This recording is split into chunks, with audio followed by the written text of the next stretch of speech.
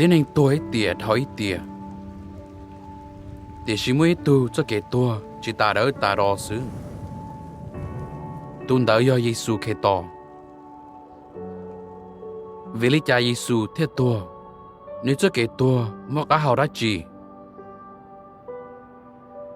Dì bé một sai bột thọ đu chỉ tế trâu xe. Phào va lô cú khế tìa và chỉ tao à đà rong tìa lo. Chỉ mỗi ít khó thảo lì. Nhớ hào lô va ấy đèn. Nếu như xế nó tao tàn thọ tế chỉ má chính đồng. Chỗ nó chỉ tao ít chó sư. Và chỉ à tìa.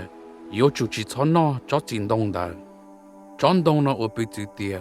Và chỉ yếu tụi mọi chai chế chỉ xế khó tư rong, khó tư phê. Yếu Adam nông Giê-hô-va lô.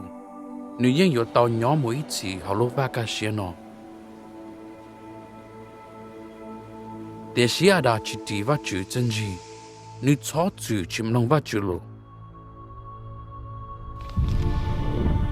Nếu thế mô cho xên đáy mỗi ít chỉ ô plá lợ. Để xí chỉ yếu nếu ý lành plá cho xế sư. Nếu thế sẽ lành sinh dữ chô tù tao giải lúc chỉ chào. Là thế tao kể plá kể tùa thịa. Nếu nên nhìn đi chỉ tao kể plá kể tùa ý rau lì. Yếu chủ mới tu lọt chỉ lợi cho xế. Và chỉ Giê-hô-va thế còn nếu ít tu chỉ sống tu. Là yếu ổn nên họ nên tế nó.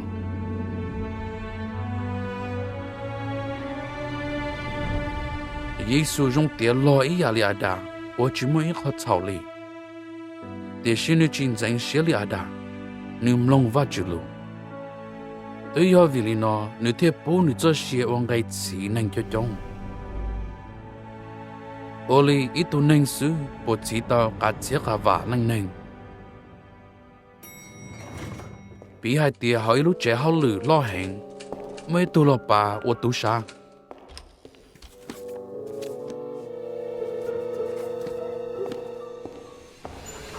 Lúc trẻ hào lử giờ bóng bánh rư rù. Thọ cơ thêm mô lúc trẻ hào lử cơ chơi là. Tiến hành bóng hào lử ta chứ mô nhé có từ lọt thẻ là tên nông gầy. Tí tí tu sư. Ô ra lời cho nhẹ ta tu.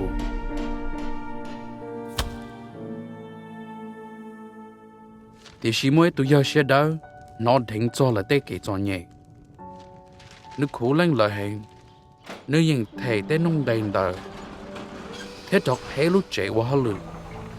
Nếu lên qua tụ thầy. Để xí cho tên này bỏ lên. Cho tao qua hào lử liệt ú.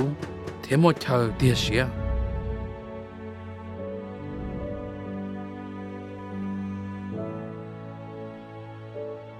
Ở đây rong ý giả lý tụ lọp bà tụ xa. Thảo nữ tờ trả vá chữ. Rong lên nữ tí tên ngày cho nữ. Thế nữ tê sẽ lên sinh dự thầy. Giê-xu rong ý giả lý tụ giờ xe đau. Nếu muốn nữ cho xe ở rong tía lo chỉ nó nâng đi kể plá kể tùa. Thế hết kể đó tên này tao cho xe ít chỉ cơ. Thế rõ có yếu xa tìa. Nếu nói Giê-xu ở đã chỉ là. Tông gai chỉ bá tao có lì chả. Ra cờ plau học hòn đà hùa. Và chữ mua xó rong cho bé. Yếu tế tao lo lô nụ nọ. Yếu có sẽ thanh hòn đà nó tờ lo nhanh. Mù hào lưu website jw.org/HMN. Giê-hô-va cho đi khờ. Yếu rong xe lo tốt hệ vào là cú cho con.